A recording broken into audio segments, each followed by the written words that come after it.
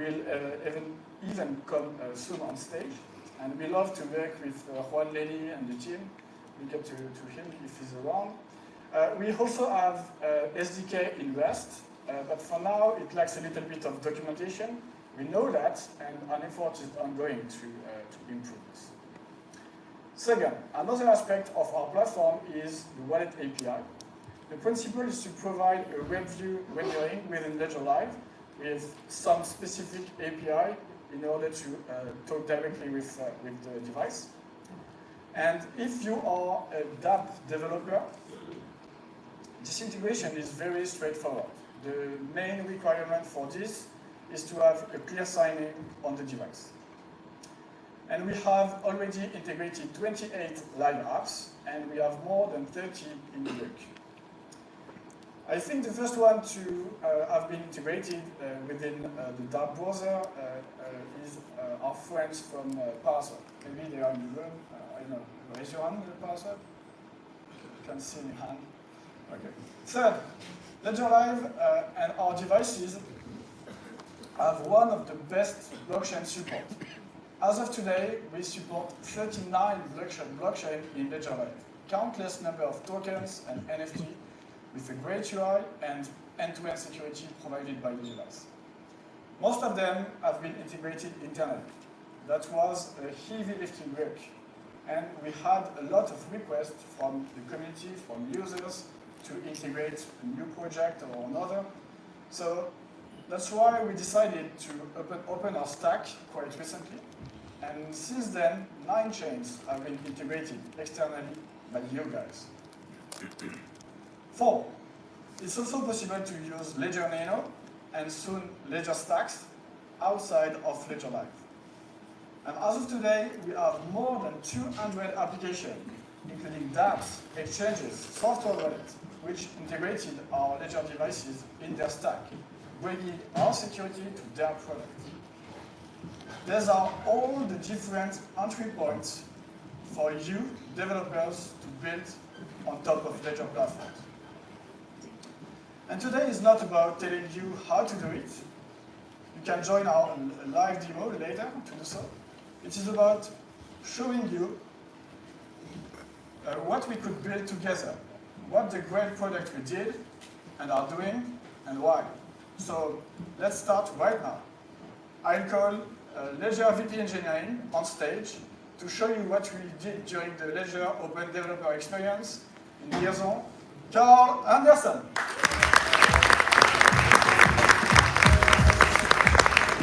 And it's me again. Just a few seconds of time for the staff to set up those tools, because this one is going to be a bit of a fireside chat and informal conversation. So as Charles said, we actually have a factory in Vierzon. Do you know where Vierzon is in France? Yes. Yeah? We have a map showing for those who don't know. It's right in the middle of France, and it's really the heart of Ledger, because this is where we have what we call the Ledgerplex. That's our factory, that's where we're building our devices and shipping them worldwide. And so a few weeks ago, we organized an event which we call the Ledger Developer Experience, where we actually invited partners and developers to come, as well as our tech teams, all in the Ledgerplex, to start building together. There you go. So that's exactly what you see here is the Ledgerplex in the middle of Vierzon. And in the factory, during those 2 days, we had 55 developers, roughly attendees, building all together, and that was 16 partners, which you see on the screen right there. So you can see some really diverse. You got exchanges, protocols, builders from all different, really representative of our Web3 ecosystem. But rather than me talking about this, let's see a quick video so that you get a piece and a taste as to how were the few days together. This is the very first time that we're seeing a group of external people in Vierzon. It is the heart of Ledger, so we're welcoming you in our heart. if you're here in this room, it's because we already have a connection somehow. We're already building together, we're already partners. And you were handpicked by our teams to build in the next 2 days. So the goal of these 2 days are to team up because we're better together, right? So we're all here to build. We get out with a working prototype. Here, we're in a factory to build and have fun.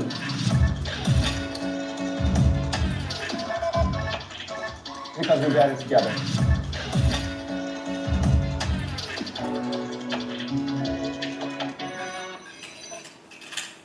All right. Woo. And we had a lot of fun, definitely. A lot was built, and actually on stage, we're going to see, I'm going to welcome on stage 2 partners that were there in their zone to tell you about their experience. So I'd like to welcome on stage Juan Lenny, as well as David Francais from Zondax and Binance.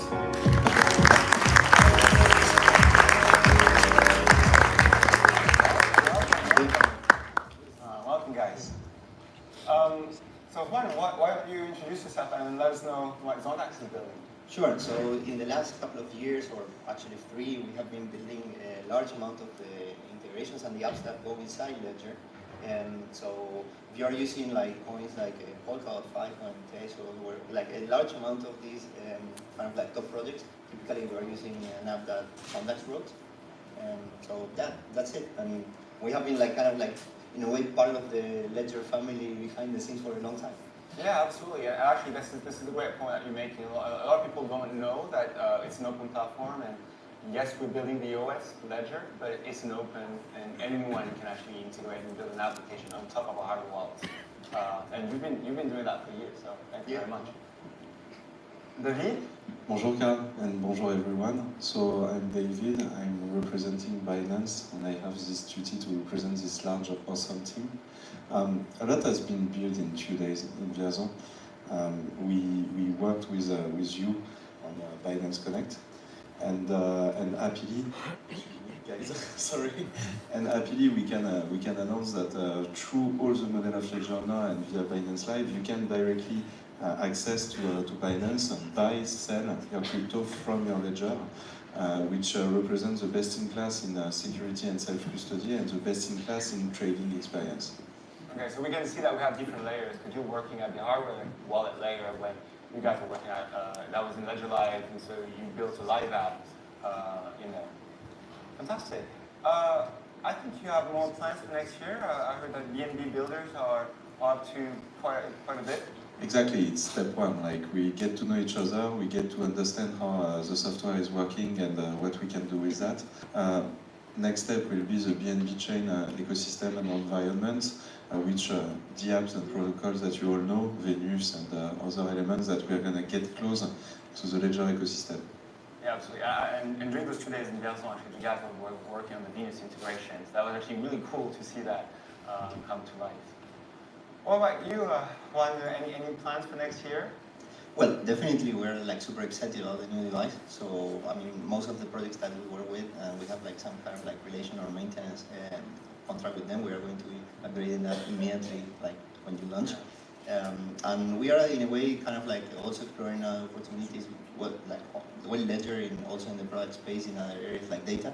So yeah, it's going to be kind of an interesting year, especially when self-custody is going to be more and more important, or at least it's kind of like going more into the people's mindset this year.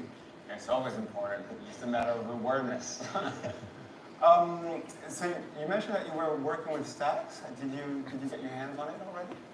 I cannot confirm that, but there have been some like work going on already. So yeah, it's a really nice platform, like a lot of new opportunities. Actually, we're looking forward to kind of innovate and see how that will evolve like over the years, because this is kind of like a breakthrough, in my opinion. And yeah, this is a really nice platform. So I cannot confirm, but maybe. Okay. Cool. And from the Binance side perspective, I know we're super happy to have you on the platform, and I think Ledger and Binance will make a great team. from our experience and what we want to achieve is really allow Ledger users to get the best of Web3, and obviously Binance is part of it. Any plans to go further in this integration, or? It was really the discovery phase for us in Vierzon, and we get to know how to integrate and to see. So there's many possibilities inside the Ledger app, and inside also the Ledger hardware. We saw that there is a need of self-custody from our user, and we educate strongly about this. But and we see that basically we can get close as long as Binance, all the BNB chain ecosystem, but also our applications such as Trust Wallet, etc. So a lot are going to come in the coming weeks and in the coming months, and it's going to be a step-by-step process. Oh, teasing! I like that. So some more to come. Definitely. All right. I can keep talking for a while, but I think like the event and the day is going to be full of more news and like nice. Absolutely, and again, it doesn't end there. If you guys want to meet David or Juan, you can do that in the foyer historique behind. We have demo tables where you can dive into the tech. And actually, part of the Vierzon experience, the Zondax team was actually mentoring a lot of the different teams because because of all the experience that you have building on a platform. In a way, I think that once security is a kind of given, then we need to start like moving more and more to our user experience. And I think that is what Ledger and the new product is moving towards too. So yeah, we were like kind of trying to talk to other teams and innovate a bit, think of new ideas. And now I think the next year is going to be like how we can use stacks in a kind of like different way apart from the standard kind of like use case. Fantastic, sounds great. All right. Thank you very much. Well, thank you very much for being with us. Guys, you're going to talk more with David and Juan. They're going to be the friends today at the demo booth. Awesome. Thank you very much. Thank you very much.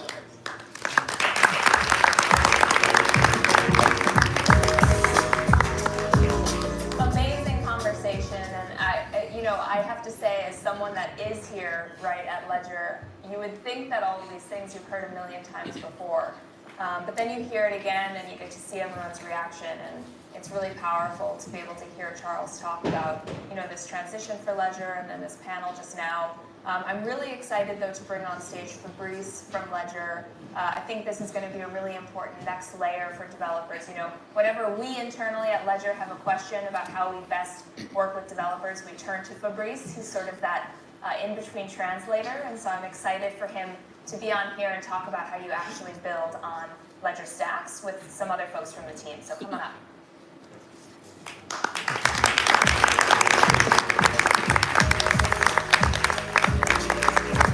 Bonjour. Hello everyone. I'm very happy to see a room full of people today.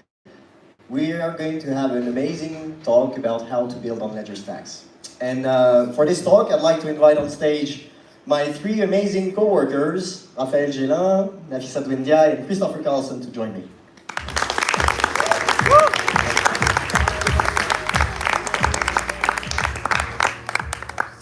All right. Okay, so like I was saying, the talk of today is about how to build on Ledger stacks. We actually received already quite a few questions on Discord, on Twitter, about many people wondering, okay, will my application be supported? And of course, we'll be covering all of this in this panel. Just before we start, I'm Fabrice Dautria. I'm leading the developer ecosystem team at Ledger. And I'll introduce briefly my coworkers today, the amazing panelists that we have. So on my left, he leads the embedded software team at Ledger, Raphaël Gélin.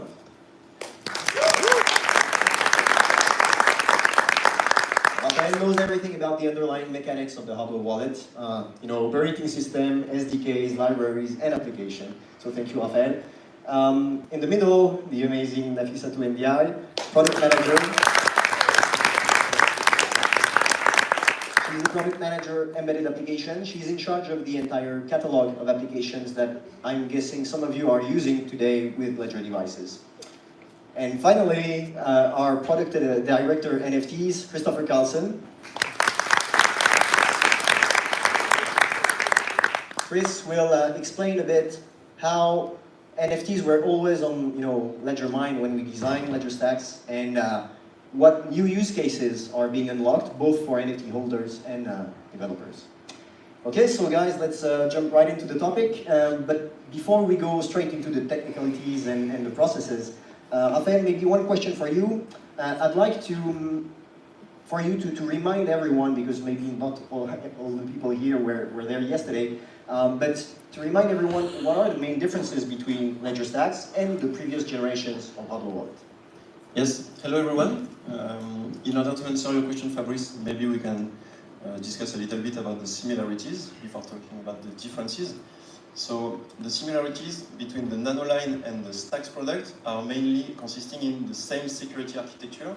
Our CTO, Charles Guillemet, reminded us about that yesterday, if you didn't see it. So we rely on the same security architecture, and in particular, the same secure elements that we have in the Nano S Plus, on top of which we have the same core of operating system that we have on our Nano line. The main differences, as we saw yesterday, mainly consist in a new form factor with a new screen, and my team has been working on designing a new graphics engine along with the product team, the design, and lots of other teams, so that we can launch this product pretty soon. So this is going to have an impact on developing applications. Maybe we can talk about it a little bit later. Yeah, surely we'll be discussing this. So in short, same level of security, but improved user experience thanks to this new form factor and graphics. Exactly. Okay. Maybe next, Nafissatou, a question for you. You told me that we have more than 150 applications today available on Ledger Nano S Plus and Ledger Nano X. So the first question I have is, how do you explain that Ledger has such an extensive coverage? Bonjour everyone. Fabrice, to answer your question, we have this high coverage because Ledger is open. As of today, 95% of all the applications that are available on our catalog have been developed externally. All the resources needed to build an embedded application are open source. Anyone can access them and start to build. So at Ledger, we really value this. We're working with a lot of communities and foundations to make sure that we have them offer self-custody to their users. Okay. So yes, everything is open source, and one of the top questions that I saw on Discord and Twitter is, will my application be supported on Ledger Stacks? So can you tell us a bit more about the actual coverage that users can expect when we ship the first product? Yes, sure. There will be no when my app from the Stacks. So the embedded software team and our partners will work on porting all the existing applications, so they'll be available at launch. And regarding the decentralized application and services, they'll be able also to have the Connect with Ledger option available. So no worries, everything, all the applications will be available. Will be safe. Okay, so you should be aware that there is absolutely no problem. Your application will be migrated in time for when you want to use the new product. Again, for you, Nafissatou, maybe a last question. What about new applications? New protocols, new dApps that are not already available. What is the process? Is it different from the previous generation? What is Ledger actually doing when an external team is pushing a code for us to review? For Ledger Stacks, the development and the integration process will be the same as for our Nano line.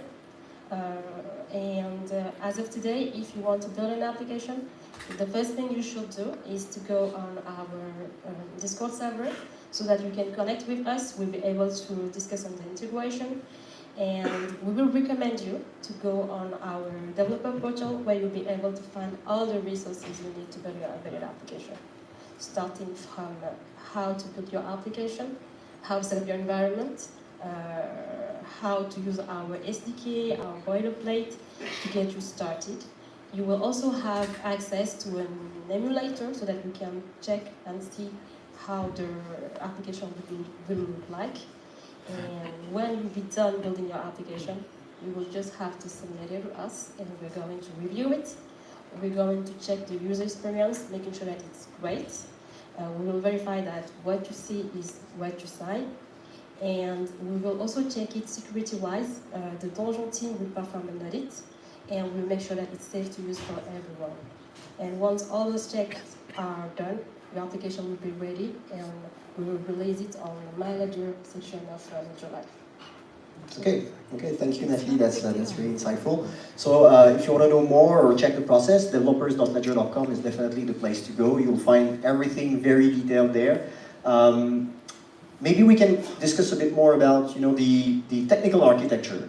What are the differences between the Ledger Nano S Plus, the Ledger Nano X, and Ledger Stacks? How does it impact the actual development? Raphael, this one is for you. I guess you're the only one here that can actually explain this. Yes, in order to answer this question, maybe two pieces of information. First, we are soon going to have a single SDK, whatever is the platform, whatever is the product you want to build your application on. But of course, there are some differences, the main of which is going to be the graphics on Ledger Stacks. And for that, second piece of information, at Ledger we've been working with the product and design team on a design system so that all the applications can have the same graphical coherency. And this is going to be easily enforced by using the new graphics API located in the SDK so that it's possible to easily place elements on the screen and simply add whatever text, information, or buttons you want on that. So basically, it's going to be easy to port applications which already exist on the Nano line. And as a matter of fact, engineers in my team are doing that right now, for weeks now. And even though Juan didn't confirm, maybe we were working with the Zondice team for the past few weeks on that as well. If you want, and if you are in Paris, we can discuss that this afternoon in the associative workshop so that we can show you what it looks like. Okay, so I hear there are some leaks here, but okay, yeah, definitely at the foyer behind us. The entire team is here. Some of the engineers Raphael was mentioning will be here as well. So if you have more questions about the SDKs, the operating system, and how to actually migrate an app, feel free to reach out to us. Thank you, Raphael. Christopher, I didn't forget about you. So with this new device, okay, new use cases are now being unlocked, and I'd like you to maybe walk us through, the process and the reflection that Ledger actually had when designing Ledger Stacks, and what did you actually build or made available to NFT holders and especially developers, because I hear there are some new stuff coming up. Yeah, so you see now on the screen a demo of what the experience looks like for placing an NFT that you own on the Ledger Stacks. And as you notice, this amazing Jen Stark artwork is a square, and it's colored. But then when it gets to the Nano, to the Stacks, which is the size of a credit card, which has an e-ink display, it looks a little different. And so, this experience of having your NFTs on the Stacks was a key element to really make it a device that's unique and something that is enjoyable and bring joy to you as you have it. It's an always-on display, so it makes sense that you'd want to showcase something that you love and that you own. Now, from a developer standpoint, some of these product decisions that went into the actual device make limitations on what can be seen. It needs to be static, it needs to be black and white, it's this specific aspect ratio. And so we realized that, not all NFTs out of the box are gonna look great on it, and so we thought through this. And what we came up with is that we want creators and developers who are building applications for NFT creators to extend their metadata of their NFTs and include in the metadata a second image if they want. So really simply, we just have in our developer docs, if you go to developers.ledger.com, and today if you search for metadata, the articles will come up. They're getting added into the navigation soon, but you can find them through the search. We've outlined how you can add this additional metadata to your NFTs. And so if you're a developer that's building applications, you could quite simply enable your users to start to supply this alternative image for the stacks, and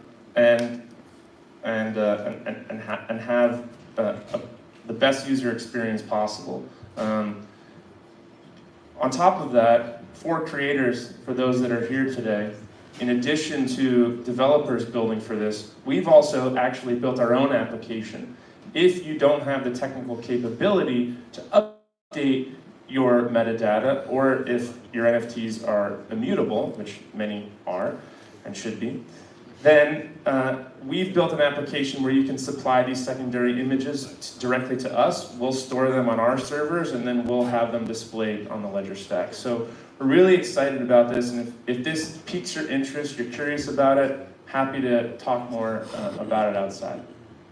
Thank you, Chris. So I guess we covered a lot of topic today, and for those of you who want to know more or deep dive into any of these specific topics that we were discussing, really feel free to reach out to us physically if you're here. If you're not here, really Discord is the place to go. You'll find the link to access our Discord directly on the developer portal, so that's really the entry point for you to join the Ledger ecosystem. So developers.ledger.com, and I'd like to thank you all three for coming today and participating in this panel. Thank you very much, and thank you all.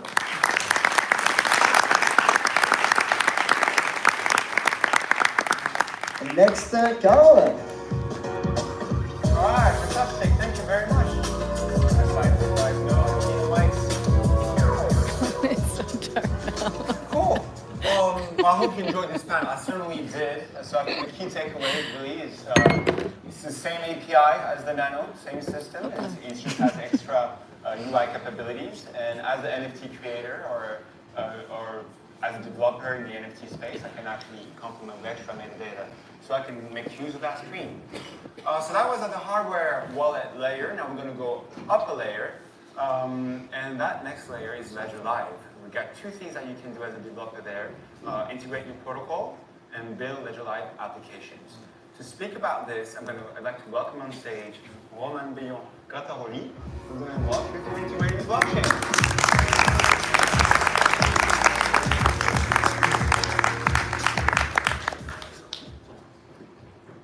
Hello everyone. I Hello. hope you are having a great conference so far and that you're excited about stacks, because I am. My name is Romain Billon-Grataroli and I'm a blockchain product manager at Ledger. I've been in the crypto ecosystem for the past 7 years, and the least I can say is that it was a hell of a ride, bringing excitement, joy, limitless learnings, but also a lot of challenges.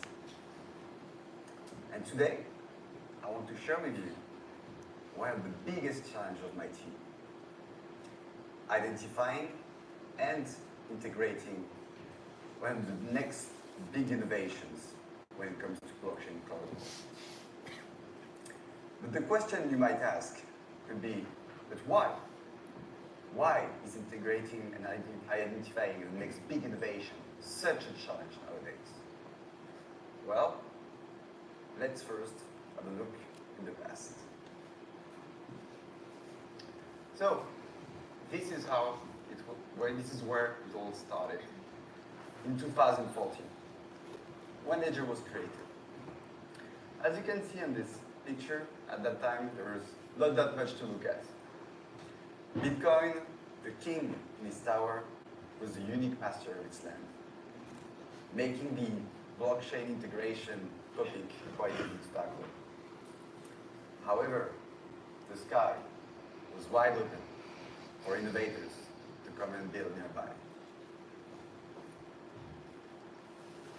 A few years later, in 2020, the landscape drastically changed.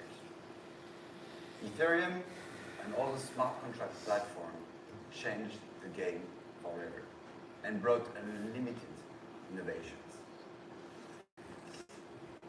New skyscrapers were erected and grew, forming new districts, such as the DeFi Town Hall, or the NFT Art Center, or the stablecoin Ether, and so on. All these districts innovating all together and intrinsically connected. The innovation pace was increasing, and my team's daily challenge was to keep up with it. And now, here we are in 2022 with new blockchain protocol layers, layer 1, layer 2, layer 3. The Ethereum scaling war is ongoing and paving the way for even more extreme innovations. So, looking back at 2014, who could have anticipated such an amazing transformation? You, perhaps? Are you? Well, if you did, please come talk to me at the end of this conference because we definitely want to hire you. Let's now take a step into the future, what I call the big and now. What will be the next big thing? What direction will the market take? What will be the most exciting technologies of the coming months, years, or decades? Well, nobody knows. And at Ledger, even if we can make assumptions, we do not know. However, with our platform model, Ledger being open, we welcome innovation. We welcome the builders' innovations. We welcome your innovation. And Ledger will always be at your side. Because if there is one thing that we do know with certainty, one thing, it's the fact that this future won't be without Ledger. This future won't be without our commitments and efforts to keep building the security foundation for your blockchain and for your users.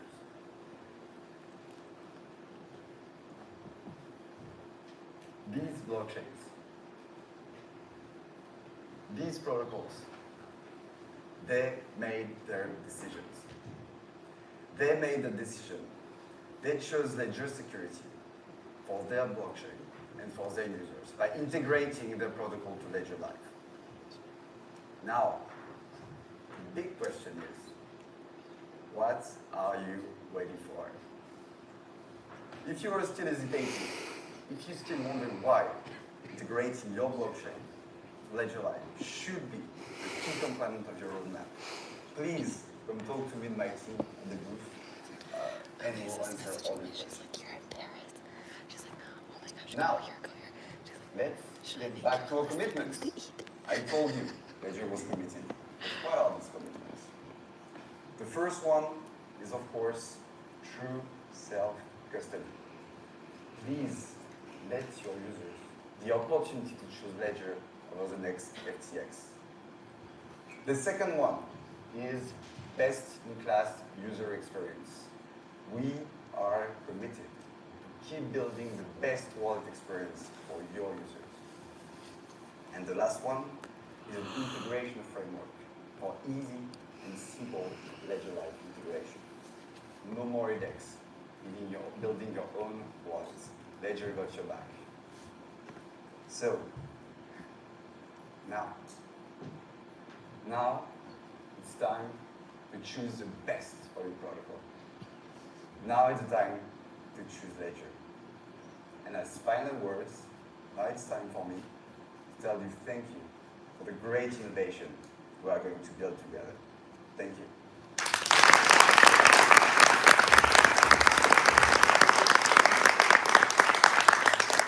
So, now that your blockchain is integrated with our hardware devices and on Ledger Live, you unlocked the next level. Live app integration. And who's best to talk about this than my friend Adrien Lacombe.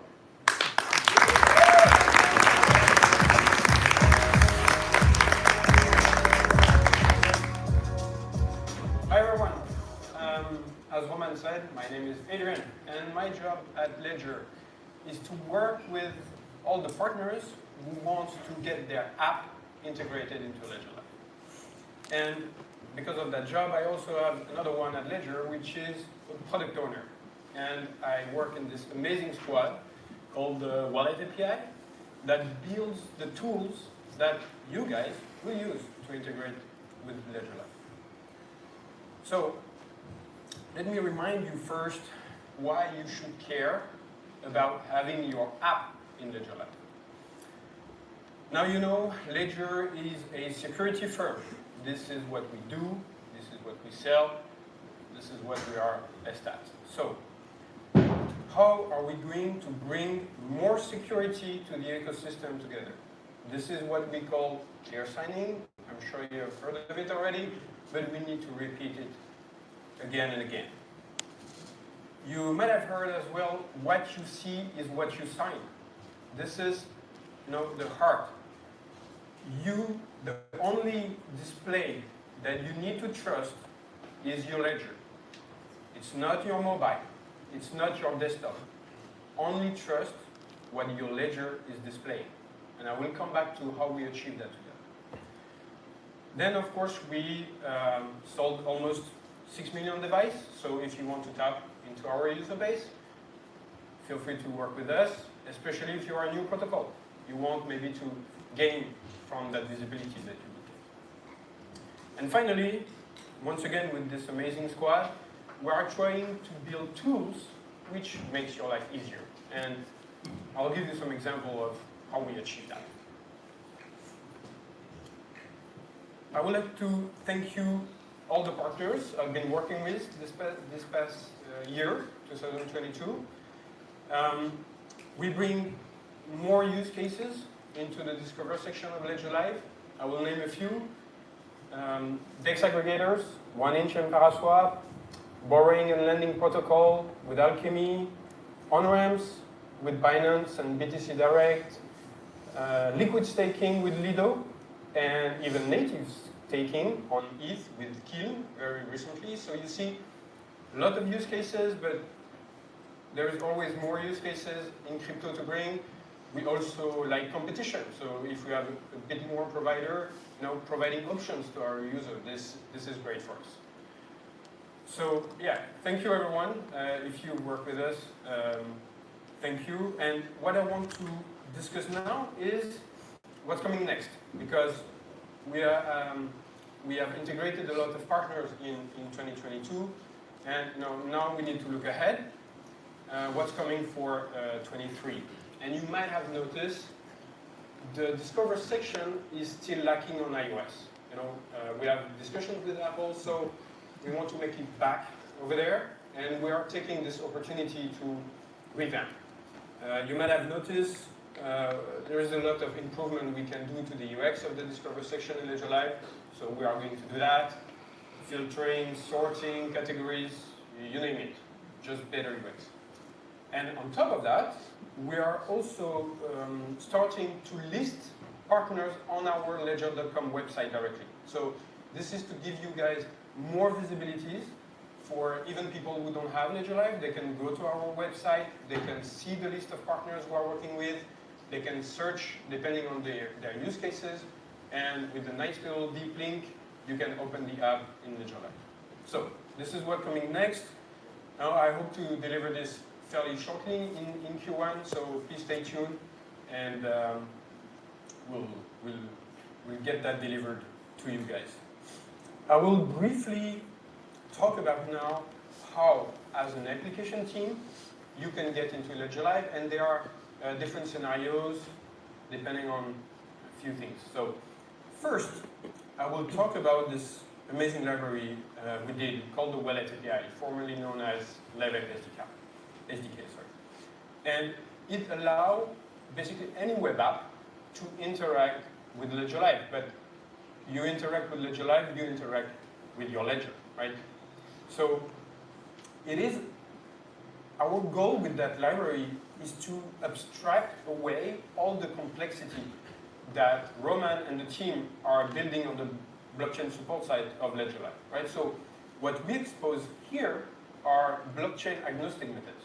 So for a few examples, you want to sign a transaction, but you know, as an application developer, you don't want to get into all the details about what's a UTXO-based blockchain, what's an account-based blockchain. So what we did for you is that you craft that transaction with minimal information. So basically, you can imagine an amount, a receiver address, and that's pretty much it. Then you request the library, please sign that. So the live will sign it, and ultimately the ledger device will sign. On top of signing transaction, you can also start signing messages. EIP 111 is quite famous in the EVM world, so that's available too. And finally, because your web app will be ran into Ledger Live, with this library you can get a bit of context. So, for example, you can ask the user to select an account on a specific blockchain or not on a specific blockchain, depending on your flow. But you can also get, for example, all the accounts that are set up by that user with their respective balances. So if you are, for example, a portfolio app, this is a great feature. You can just fetch that data, then do your compute, and then show P&L, whatever you need. Okay? So this is the first example of your web app, and you are pretty large in terms of blockchain you want to support. Because now I will talk about a specific use case of web app, which are dApps, right? And what we call dApps are the one leveraging EVM's standards, right? All the EIPs, calls, etc. So because there is such standard, and let's be honest, it's not very common in the industry yet to have standard, but here there is one. So what we did is that we build the interaction layer between your RPC calls and the wallet API. So that you don't have to take care of it. We did it once, and we keep improving based on the calls we support, etc. But it makes your life easier as a dApp team, because you don't have to take care of that. All you have to do is for your front end to send the RPC call to Ledger. And in terms of networks, we support mainnet, Polygon, and BSC, okay? But very soon we will start expanding. It's a matter of days or weeks before we go with Chronos and Phantom, and then we have Arbitrum and Optimism. So if your dApp is on one of these chains or L2s, please stay tuned. It's a matter of weeks before it comes, and then we can start working together and offering your dApp to the users. So now I will show you a little bit in a video what the experience looks like on mobile. So I took the example of Paraswap, which is a DEX aggregator, and what Ledger Live allows and the chain selection. Because Paraswap is multi-chain, you would have to select your account not in Paraswap, but in Ledger Live itself. This is at the bottom of the screen. So you can here change accounts depending on what you want to do. And obviously through our RPC calls, the dApp reacts to it and updates. So account and chain selection. And obviously, once the transaction flow is coming, now you see that on screen, you leave the realm of the dApp itself because the RPC call is issued, and then you go on to the Ledger Live model, right? This is where you can see the difference between the dApp and Ledger Live. Sorry, yeah. I will come back a few minutes about security requirements, because you remember this is what we do. Ledger is a security firm. This is what we sell, and this is what we do best. So we need together as Ledger and app teams to improve the security of the ecosystem, right? Charles talked about it before. Another team will talk about it later. This is our focus. And today, if your application as some smart contract interaction. This is very common in the EVM world. You know, we've been Paraswap and all the examples, Kiln, etc. They leverage smart contract. How do we achieve this clear signing? How do we achieve displaying on the ledger device, not mobile or desktop, on the ledger device? We display a meaningful message to us humans, right? So when you swap on Paraswap, okay, you've seen the experience on ledger like mobile. What you are right to expect on your ledger device is to see what you are going to swap as well, right? Because this is the only display you can trust, remember? So on the ledger device, you will see the amount of token you will swap and the amount of token, well, you will pay and you will receive, right? We achieve that with what we call a plugin. A plugin is a piece of code, it's in C at the moment, and it extends the Ethereum app on your ledger device. And what it does is fairly simple. It parses the transaction payload and decide what to display. So in case of a swap, you know, swap n amount of token A to get n amount of token. You can also deposit, you can withdraw. I mean, you name it, the use case are whatever you want on your smart contract. But you know, the goal is always to display meaningful information to the user. Amounts, addresses, all that stuff. And this is how we achieve clear signing together. And yeah, very new feature, I'm very proud to talk about this, is EIP 712 personalization. So, you know, we are, as I said, you know, sending messages is getting more common in the EVM world. So we had the EIP 191, which is very free text, you know, it gives you a lot of liberty. 712 is typed, so you're a bit more constrained.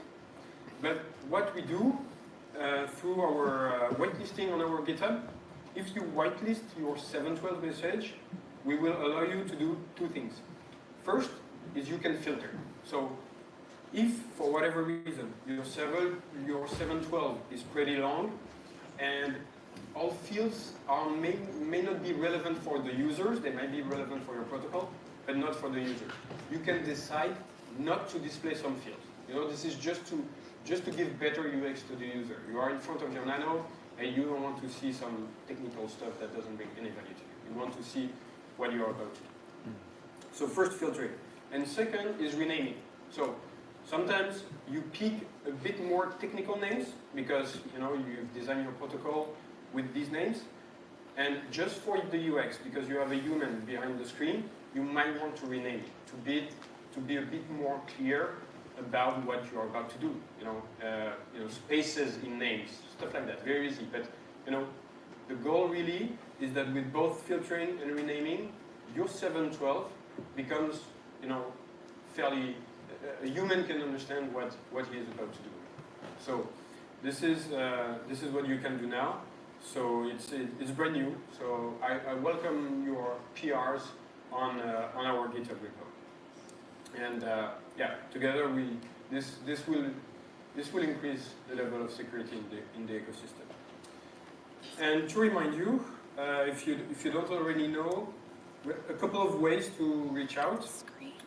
Developers.ledger.com is our dev portal. All the knowledge is there. Everything I've said today is there. So this is our public-facing website for developers. We can also talk directly on GitHub. You know, if these are more technical discussions, we are very keen to take it as close as possible to the code.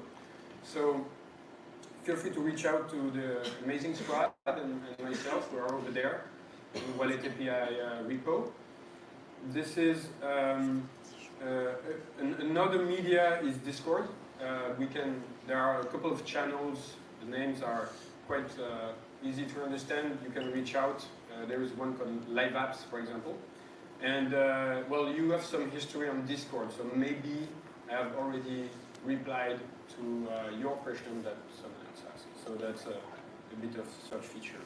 And for today, if you are thirsty, go at the bar and meet me at my booth, and we can talk about what I've discussed today or whatever topic you have if you are a DApp team, DApp developer, BD, Thank you very much for your time.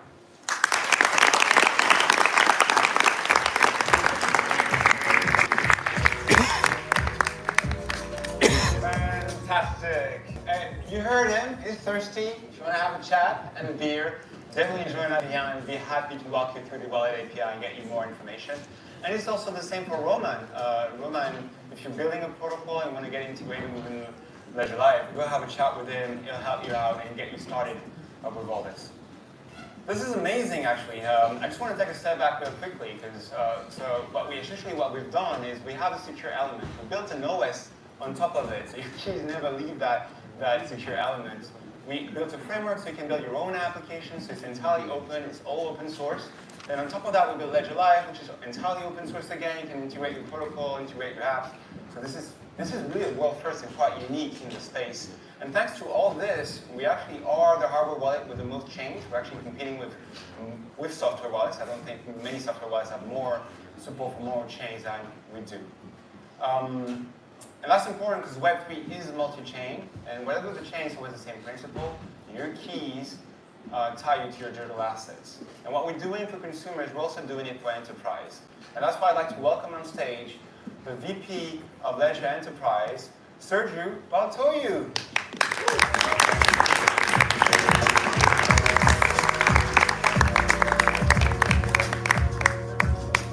There you go.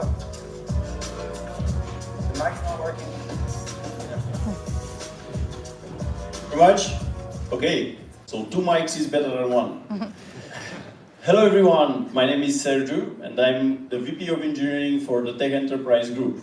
And it's actually my pleasure to be here with all of you and to see everyone both inside this wonderful room and also online. I'm not seeing you, but I know you're there and I'm very excited about presenting to you Ledger Enterprise Group. You've heard from Carl that this is one of our Ledger's best kept secrets, where we don't necessarily want it to be a best kept secret, which is exactly why I'm here.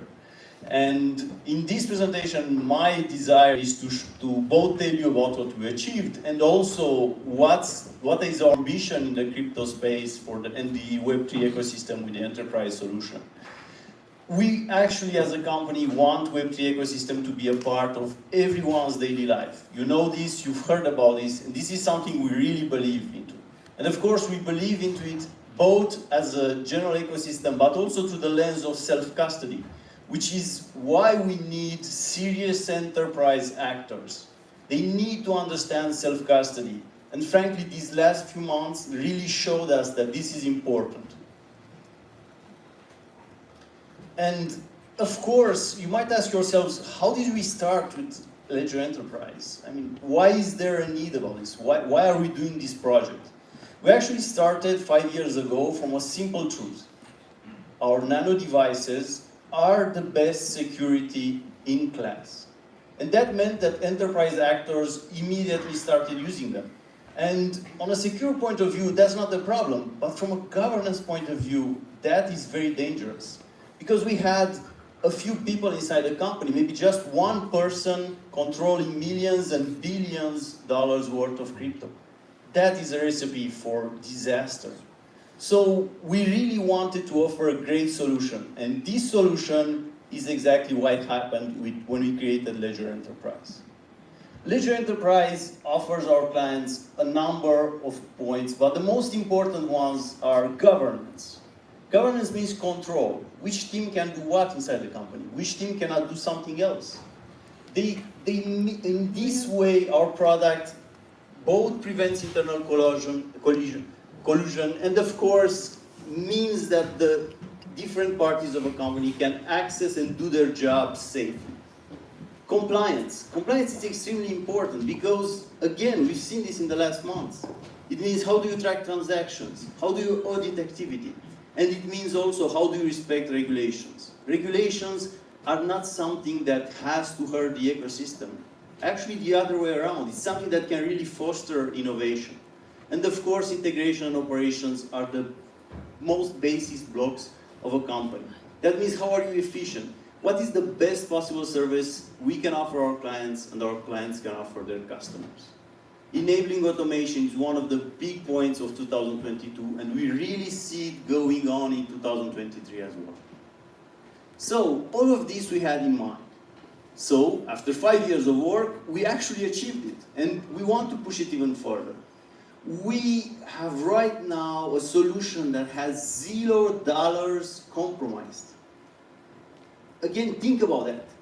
In our ecosystem, $0 compromised, hacked, lost, or mismanaged, and going on for the last 4 years. We have more than 100 clients, including very big financial shops that have been with us for the last years. And we have a solution that's proprietary hardware, firmware, and software, but is based on open security standards that are continuously checked and rechecked by special bodies of regulatory verifications. And of course, right now we are happy to tell you guys that we are an industry leader of digital assets custody solutions. This is because we have a flexible custody and we have a scalable architecture. And of course, we remain true to our principles. It is 100% self-custody. Our clients are in control. We organize our solutions around 4 big areas.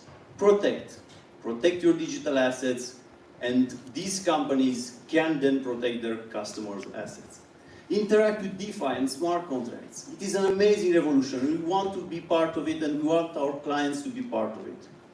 We want to create new value, NFTs, new projects that are coming. All these has to be available to everyone. So we made it part of our platform. And of course, we want to support our clients' operations. It is the bare bones and the minimum, and we want to do even more than that.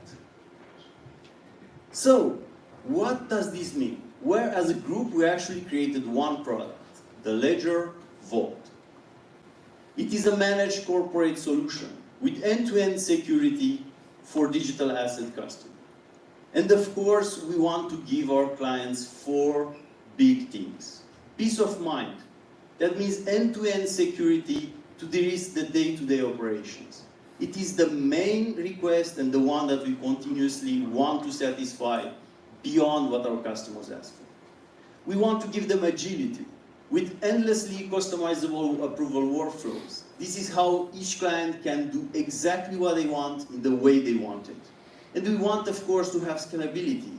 Now the ecosystem keeps growing, and even if there are some tumultuous times happening, we see new members going in day to day. And we want to support our clients to take advantage of this revolution. And of course, the basis again, control, easy audits, precise policies, regulations, compliance. Everything is going to be even more important, so all of us, as part of the ecosystem, can have a safe trip and have fun. So, actually, I would love to give you a little preview of our solution. I won't present everything, it's a full SAS platform, so it takes a bit of time. I actually want to show you exactly how it happens, that you can make sure that anything and any actor inside the company can work correctly. This solution is working, of course, with hardware devices, but here it's only software. And what I want to show you is that a company that has multiple accounts can be protected even against some of its biggest actors, like a CEO. What happens if the CEO themselves wants to misuse funds? Where actually you can create rules where the board of trustees can take care of all the transactions and can approve or disapprove of them and stop them. So here our admin shows the rules of one of these vaults, where the CEO can create everything they want, but the board of trustees has to accept them. And let's assume that the CEO, someone's new, who knows, they just hired, perfect candidate, actually tries to transfer some amount of crypto from the company's accounts to their private account. Of course, we still have everything that works and we need to put forward. That's the CEO's device that has to accept the transaction. But even afterwards, once it's done, the system takes over. What happens is, well, someone can have a good idea sometimes. Once the transaction is accepted, the system will ask one of the approvers to check it. We're seeing right now another user, which is part of the board of trustees, log in, and of course they see a new request coming. Well, it seems interesting as a request, but going into more details, it's probably not something we really want to accept. So this is just skimming off the top of the application. We can go very, very deep into the workflows. We can create precisely what our clients need, and this is the value we put forward. And of course, everything is based on a number of elements. We call it secret sauce, but it's actually our pleasure to explain it to you here. There are 3 parts in the solution. One is the PSD, which just stands for Personal Security Device. The second one is the secure channel. This is a software component that we specifically designed, again on open security standards, to make sure that we have genuineness of devices and secure approvals. And then the third part is the HSM, which again just stands for Hardware Security Module. Together, these 3 parts make the Vault the safest solution out there for custody of funds in Web3 ecosystem. And frankly, our enterprise clients agree. So just to take a better look at the PSD, it's a very interesting point because again, it is the basis of our secure system. It has a trusted display, as we explained also about stacks, and some of you may actually recognize it. I don't know if anyone here does. It's the Ledger Blue, and it was released 4 years ago and actually sold as a consumer device.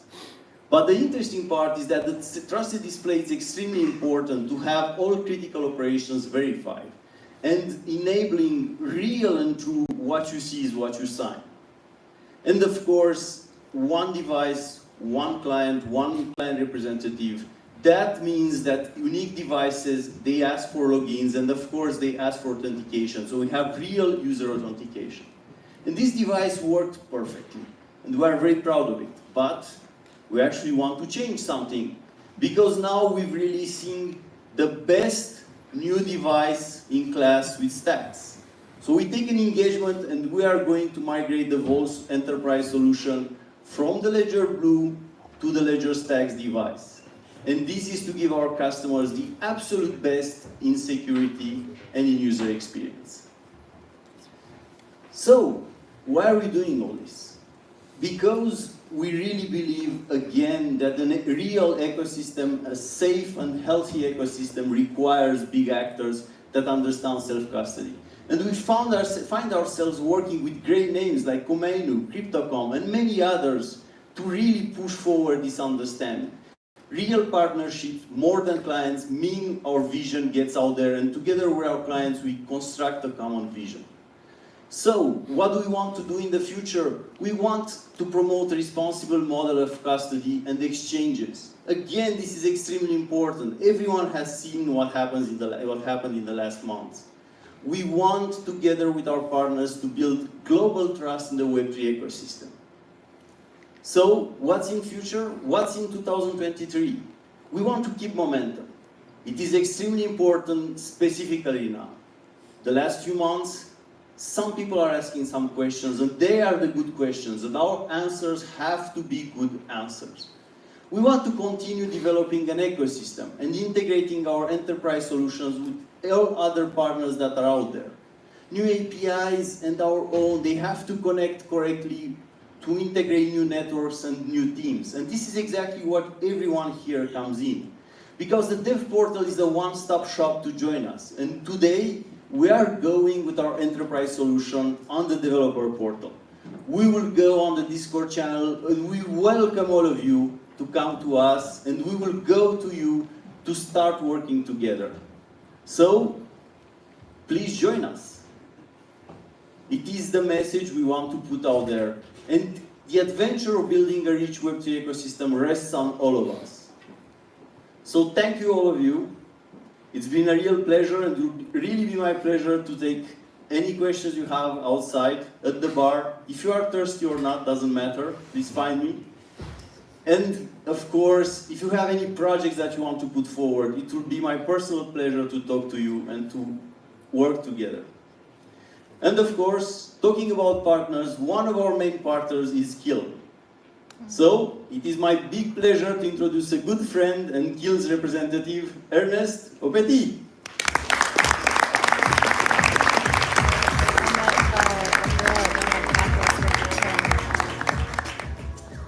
everyone. Hey, hey, hey, as I like to say. It's my favorite meme, so I always try to pay tribute to it. Yeah, thanks a lot for having me. So I'm from Kiln. We are a staking platform based here in Paris. And we've been partnered with Ledger for about a year, and we're really super happy to be here. Thanks for the invite. We're big fans of the Ledger team, and congratulations on a really awesome event and great announcements. They wouldn't give him a round of applause.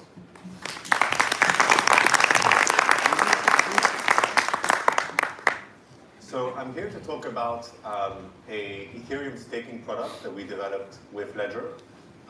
So for those who don't know, staking is the act of securing proof-of-stake blockchains.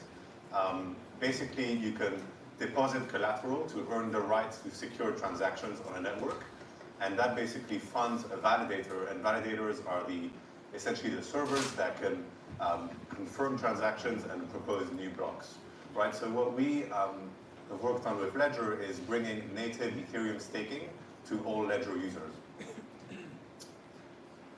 So for this project, we basically had 3 goals. The first is to bring this native Ethereum staking. This is in contrast to liquid staking, which was already available for Ledger Live users. The second key goal was clear signing, right? So it's an important sort of philosophical point of Ledger's devices, that what you see is what you sign, right? And we wanted to make sure we do that as well in this product. And the last bit is about fully automated commission management. So when you stake Ethereum today, natively, basically you have to ask your customer to pay you, right? Because all the rewards are accruing to their wallet, and that's a problem in the case of Ledger, where there are millions of users, and there's not necessarily a direct relationship with these users. And so we automated this commission management through smart contracts. So this is a short video to show you guys what this product looks like.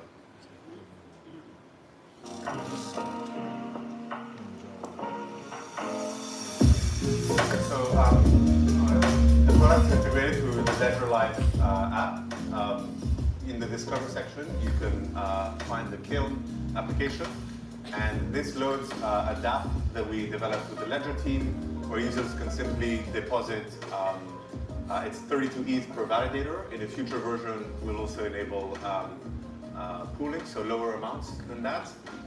And here you can see the transaction, the deposit transaction is proposed to the user, which they confirm through their hardware device. And then that just sends through and funds the validator, and then users start earning rewards immediately. They can then go back into the application and see the rewards that they've earned. And that information is available both in a web app and also via an API. So that just gives you an idea of kind of the user flow. This was on Ledger Live, but there's also the same flow live on Ledger Vault as well for enterprise customers. And this shipped in the last about a month ago, and since then we've had over $20 million of stake, almost 500 validators. I think probably today in this room I see some whales around, and we can probably get above 500. So how does this product work behind the scenes? Just to give you an idea of the sort of like infrastructure behind the scenes to run this, the validators and also the staking contracts. So on the left, you can see users depositing from their Ledger products, and then we've deployed a set of smart contracts that essentially accept these deposits and then fund different validators, right? These validators are spun up in Kiln's infrastructure. This is sort of like the main part that we handle. We run the validator nodes and guarantee a certain level of performance. And then there's another smart contract that basically holds a claim to these deposits, which means that when users then want to withdraw, there's a commission that can be automatically sent to Kiln Ledger. So this means it's a fully automated staking process, and it's all kind of transparent through these smart contracts, right? In fact, you can go to Dune Analytics now and see basically all the deposits flow into this to this product. Okay, so now to talk a little bit about like how we integrated more directly with Ledger's ecosystem, right? So there's sort of like two main components to how we integrated. The first is a dApp that we developed. This was fairly easy to do because essentially we have to just host a web page and then declare it in a manifest file. And we work with the Ledger team to also support this on testnets, so like on the Gorilla network. And yeah, it was really easy to get this done. You can also deploy like experimental dApps, which means that you can have sort of like test versions, and this was really quite seamless. The slightly tricky part of the project was developing a plugin, right, so that users can see, see what they're doing, and you have very clear steps, and what you see is what you sign, right? So for that, we actually used boilerplate repo from the Ledger team. It basically saved a lot of time because we could essentially adapt what they had already done, and sort of like make our own version of the plugin. I think the part that took the most time is making like the ASCII art of our own logo. So that gives you an idea of like how this was a fairly like seamless process. I think it was about one week of engineering time to get our plugin kind of V1. So yeah, I would say just like from a kind of customer perspective, like we have had a great experience integrating Ledger's products, both from using the developer portal, the Discord community, but then also, people who are here, right? Pretty much everyone, what's cool for us is at this conference we're seeing people we've worked with, Yassine, Sergio, Adrien, Mathilde, Charles here, who have all also helped us kind of individually, right? To do this. The Donjon as well, which is Ledger's security team, have helped us also review this whole product. So yeah, we're really grateful for kind of this collaboration. Yeah, that's it for me. Thanks for the time.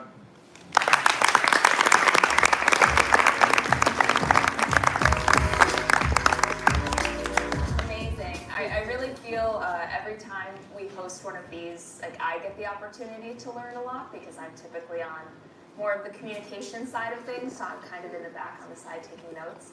But I'm very excited now to bring Laurent and Yassine up to the stage. Something that we all probably know but need to remind ourselves is with the adoption of NFTs, we actually have almost 1 billion transactions that are happening unsecurely around the world.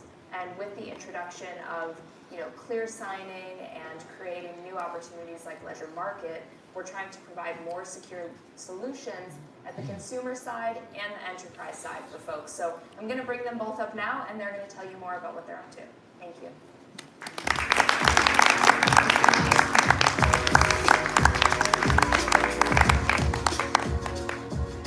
Wow, so happy to be here with you today at Ledger Open. I'm Laurent Castillo, VP of Architecture at Ledger. And I'm Yassine Davis, a software architect in Laurent's team. So, as architects at Ledger, we're involved in pretty much the whole of our tech stack. One thing that we focus a lot on is the security of our users. How can we improve it? How can we make it better? Today, we'd like to dig a bit more into one of the aspects of that security and show you a bit more how it works behind the scenes. So, now, in the room, we're all developers or content creators, right? So let's imagine we've created an amazing new decentralized application. And here, let me just give a shout out to Not Guardian, who actually created a great tutorial to teach us exactly how to do that. So now your users, they're responsible, they've been listening to what's happening, and they've bought a hardware wallet to secure their interaction with Web3. Unfortunately, when they start interacting with your DR, here is what they would see. So this is bad in so many ways. It could be anything. It could be actually a transfer of their assets to an attacker. It could be authorizing a sale of their preferred NFT on OpenSea. Basically, something very bad for them. Wouldn't it be amazing if they could see instead something like that? So something that is clear for them, explains to them exactly what they're doing, and make it clear what they need to approve on their device. So to build this kind of experience for every use case, we need all your help here, together with Ledger and together with the Web3 developer, we need to build that together. So let's talk a little bit today about some of the concepts we have in Ledger around clear signing, how we actually built those concepts inside our stack, and how you, as third-party developers, can extend those concepts and build this kind of experience for our end users together. So, but where do we start? So you've been hearing all day today and also yesterday and probably for all year long that self-custody is super important. And it's been a core focus for Ledger to build self-custody in all of our wallets since day one, actually. But self-custody is only the beginning of the journey. It's necessary, but it's not sufficient. And the end goal of the security of Web3 should be clear signing everything, clear signing all the things, actually. And that's why we actually built in all of our devices a trusted display as a foundation for building this clear signing for everything. But now, can you explain to us a little bit more, Yassine, what this clear signing is all about and the subtleties of clear signing? Yeah, sure. So you've heard the words clear signing quite a lot today, actually, before us. But nobody has clarified what that actually means. So to understand in detail what clear signing is on your device when you're using it, we have to get back to basics. And the basic is that whenever you whip out your ledger, you're trying to interact with the contract, it's actually sending you some message that you have to sign. That's the basic of your interaction. But just like anything in life, before you sign, you should be reading your contract. You should be reading your message. You have to review it. And so that review step of the message that you're signing is not optional, it's essential, and it's part of your security. Now, there's quite a few ways to review messages on Web3. And nowadays, we've got lots and lots of contracts out there, lots of DApps, and so there's a lot of messages that users have to go through, they have to understand them, and that's quite a burden for everybody. To be honest, it's not only a burden, it's a security risk for most. So now, let's take a look at the different ways we can actually review these messages, starting with the worst one, blind signing. So this is on screen a blind sign.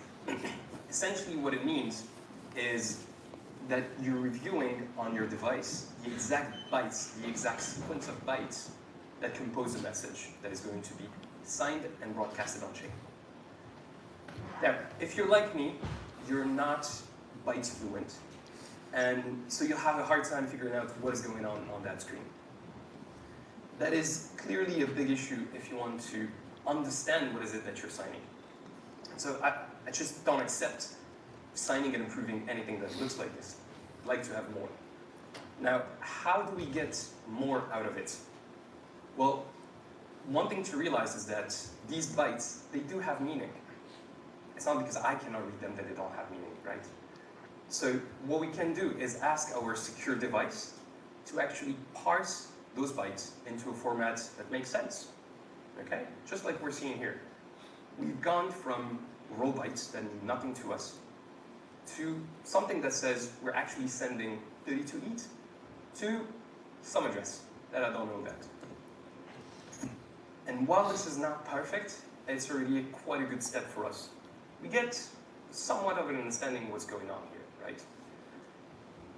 This kind of review we call transparent signing. The reason being that we get some raw data that you've parsed inside a secure element, and then we display it to you. So we're just showing you the content of the message in a clearer way. Before we approve anything with that, we need to be able to go further, because on that previous screen, you could see that I was sending 32 ETH, which, by the way, is quite a lot for me. So I'd like to know who I'm sending it to, right? I need to know who that address is. And it's only by adding some context, some extra context to the transaction, that we can tell that, because transaction won't give you anything else. And so we add that extra trusted context from outside. And what does it tell us?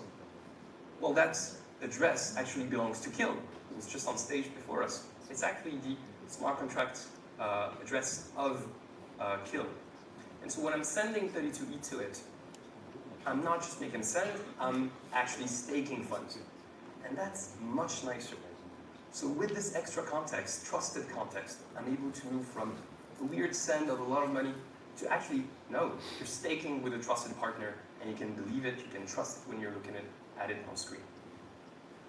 So you can see we went from something unreadable to something somewhat understandable to having actual knowledge about the transaction. And that's the essential steps to go from blind signing to clear signing.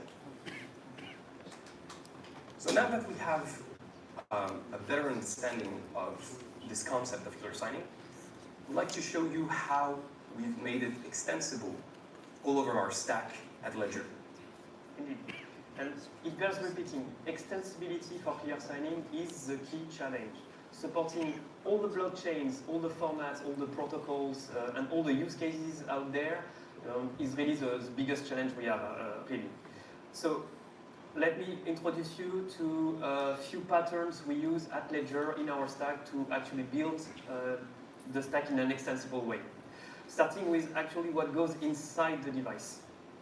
So the basic building block for building clear signing for us is a Nano application, since yesterday also stacks applications. This Nano application actually takes raw bytes as an input corresponding to the transaction we want to review, interpret them and transform them in a message that can be displayed on the trusted device, on the trusted display of the device.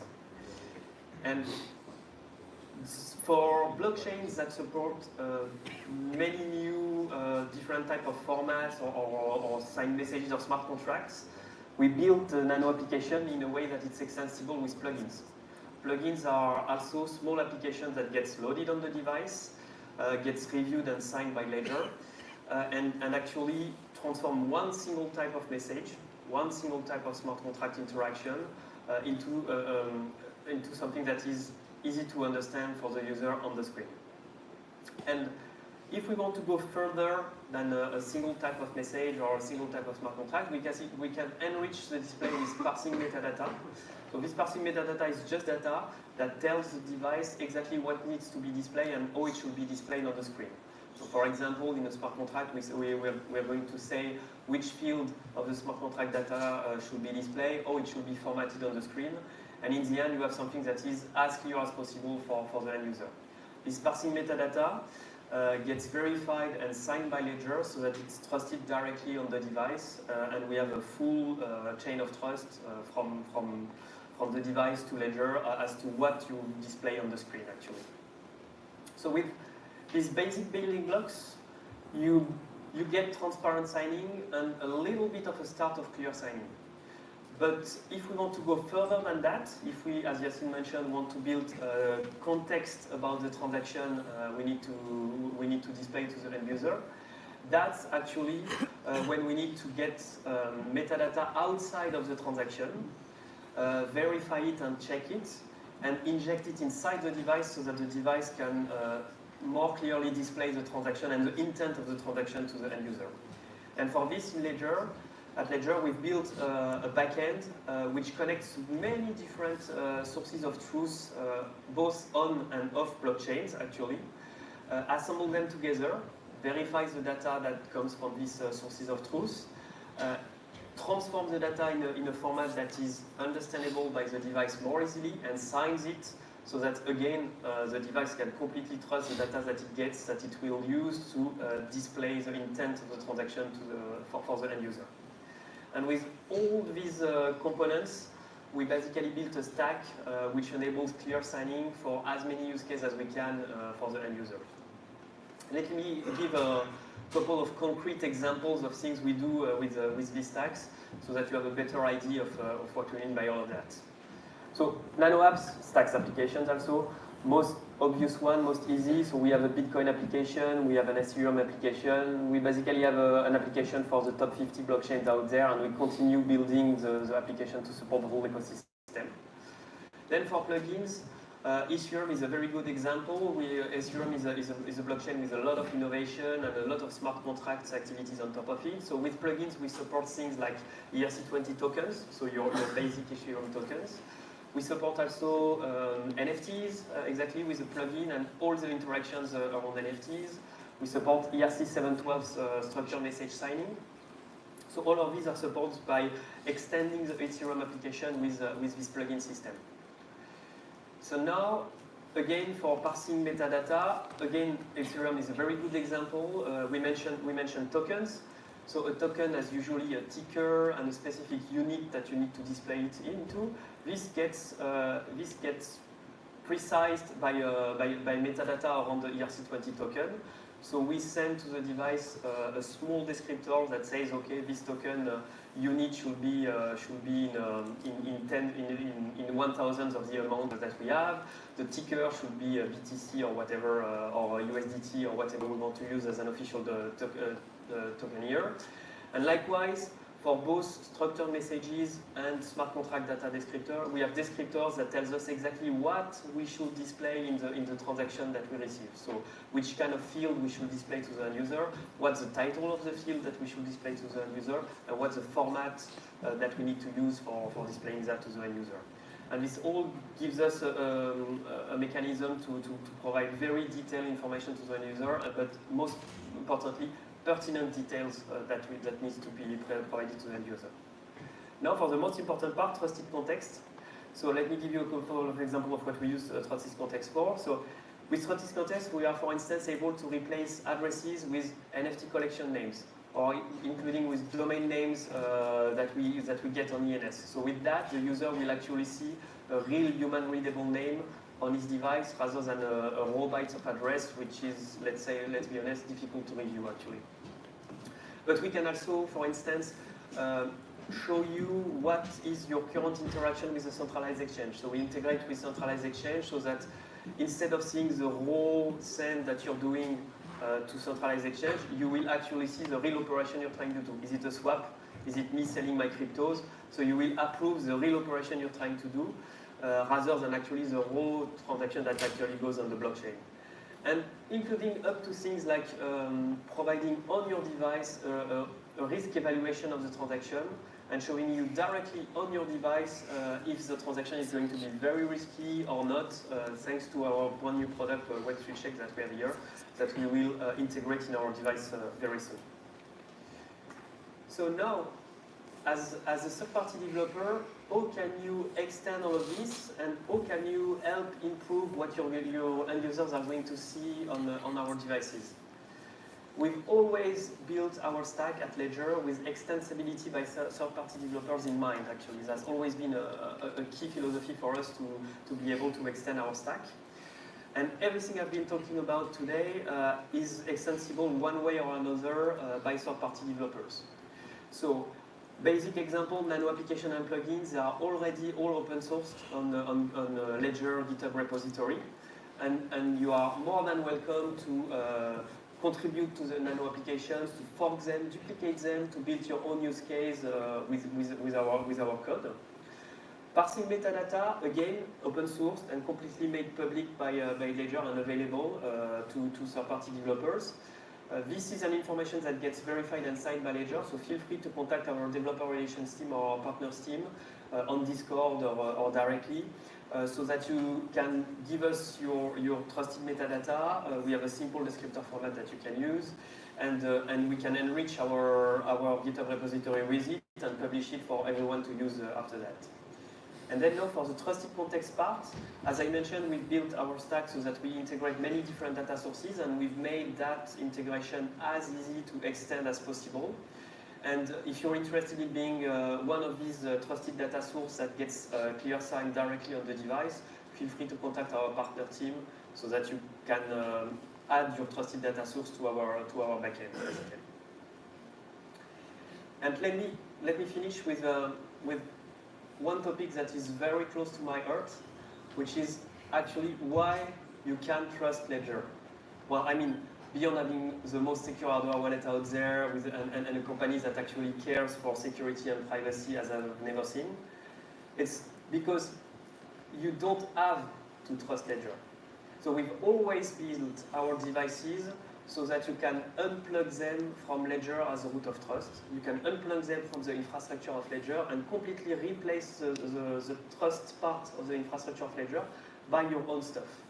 And we are committing to always making it possible by open sourcing whatever standards, formats, commands we use on the device, but so that you can completely replace Ledger as a root of trust by you and do what or by someone that will provide a different type of trust on your device. So let me repeat it because I think it's very important. You can trust Ledger because you don't have to. Yeah, that's a key point actually. I mean, in the world of crypto, blockchain, security, being able to do away entirely with trust, that's a huge feature that I haven't seen anywhere else, to be honest.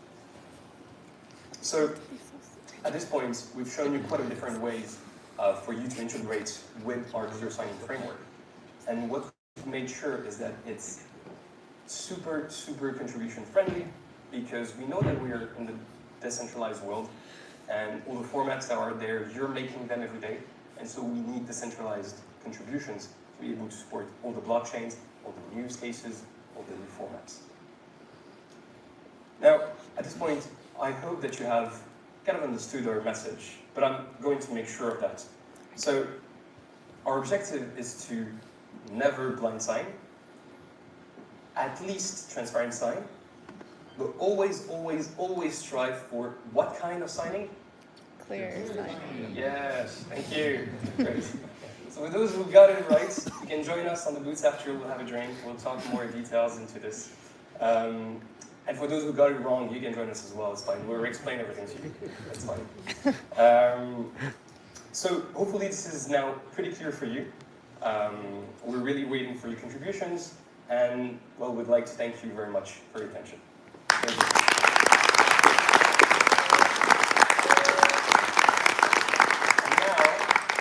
Now we'd like to talk a bit more about Ledger Connect, which is our biggest initiative to clarify the whole Web3 interactions. Please welcome on stage Vincent Salamand.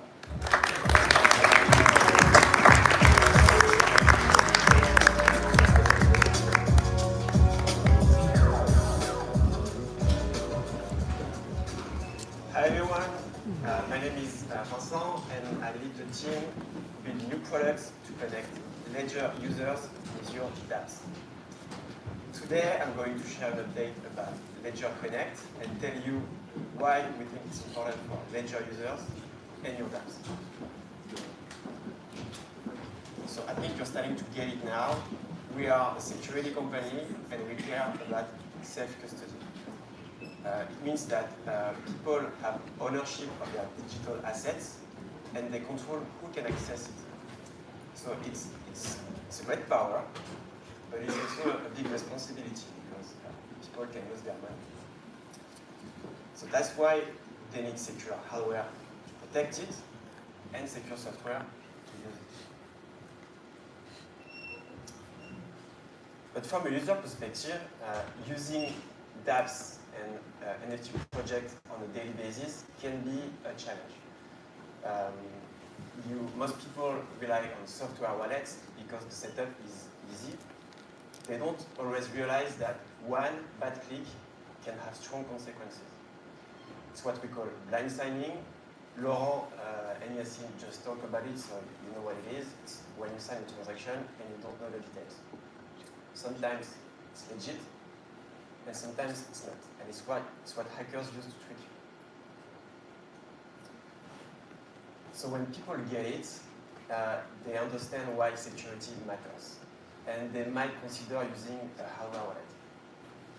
But now, let's face it, it's not super convenient yet. If you want to use your hardware wallet, you have to connect it to a software wallet, some desktop, the USB cable, and the user journey isn't straightforward. There is just a lot of friction. And so we want to change that. We want Ledger products to be easy to use, and we want to close that gap. That's why we are working on this exciting new product that we call Ledger Connect. It's use dApps directly with your Ledger. We announced it at permissionless.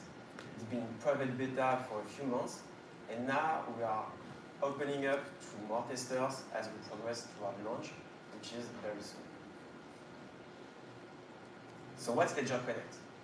It's the killer wallet extension for Ledger. It works with Ledger Nano X and Ledger Stacks over Bluetooth. No third-party software in the middle. It's multi-chain, means that when we launch, we'll be at least on Ethereum, Polygon, and Solana. You can expect more in the future. And we are starting with Safari. So you might wonder, why Safari? Well, because we wanted to go mobile first, and it turns out that Safari is the only web platform that supports web plugins on mobile. So when we launch, we'll be on iPod, iPhone, iPad, and MacBook. But don't worry, if you're not using Safari, Chrome and more are coming shortly after. On top of that, we added two very important features to fight blind signing.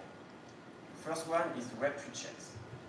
It's a security layer that will identify and stop fraud before it happens.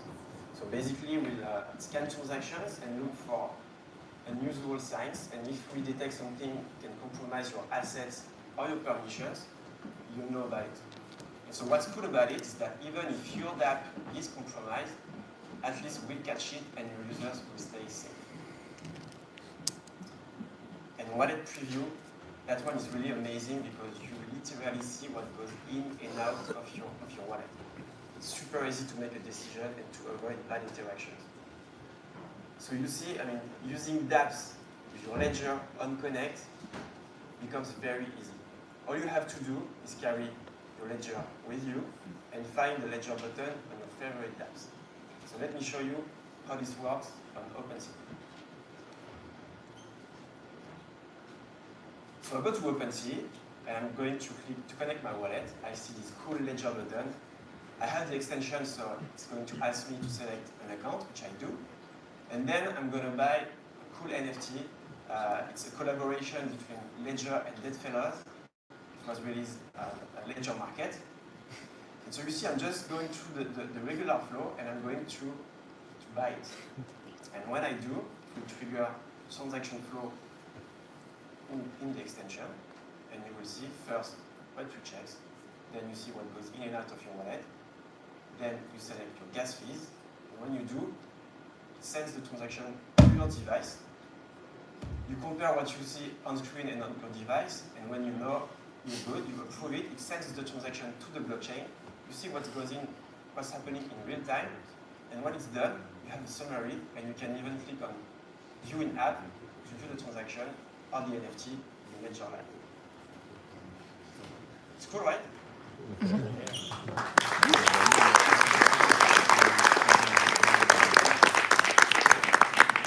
So we make this for Ledger users, and they want to use it on your dApps. So the rest is on you guys. We want to work with you. That's why we built the Ledger Connect Kit. It's your gateway to Ledger users. It works out of the box with the Ledger Connect extension and Ledger Live apps on all platforms. You can learn more about it on developer.ledger.com. You'll find instruction in there. To get started, two ways, using our APIs, like OpenSea is doing, or one of the wallet libraries. We are getting integrated into all the major ones, Web3 Onboard, Wagmi, Web3 React, you name it. And if you have any problem, you can come to Discord and ask your questions. We'll be here to answer. So the channel is Ledger Connect Kit. And that's it. So if you care about it and you're ready, visit developer.ledger.com and add the Ledger button to your login flow. Thank you very much. Thank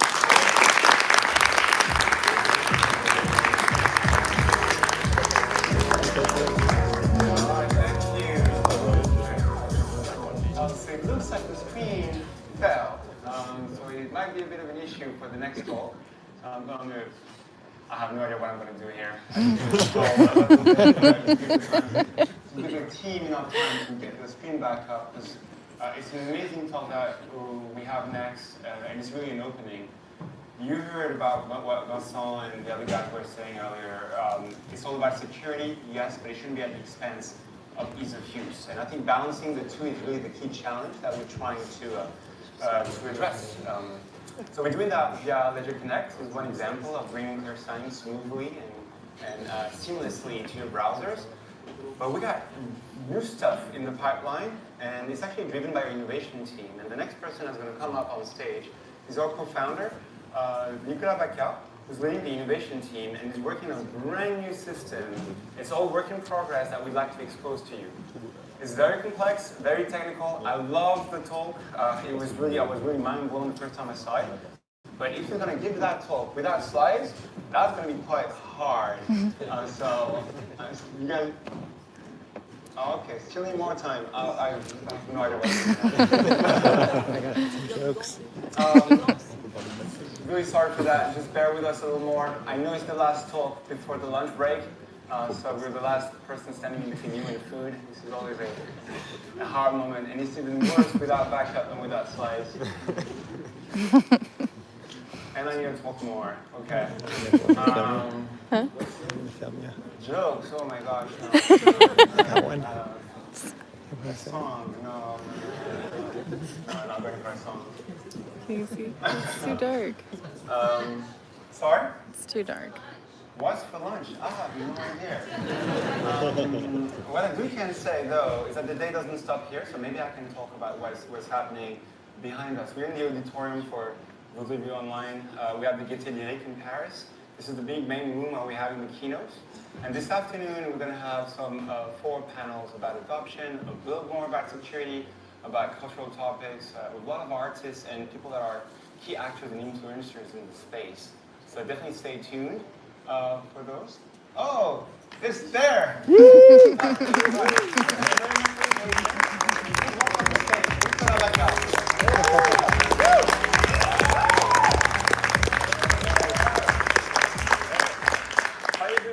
Thanks, Carl, for saving the day and saving the last talk. So I hope you enjoyed all the conference. I have the privilege to be closing it for the morning, then before a great afternoon.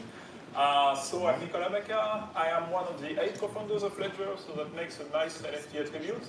And I am leading the innovation team. You've seen a lot of innovation at Ledger today, so you can wonder what the innovation team is doing.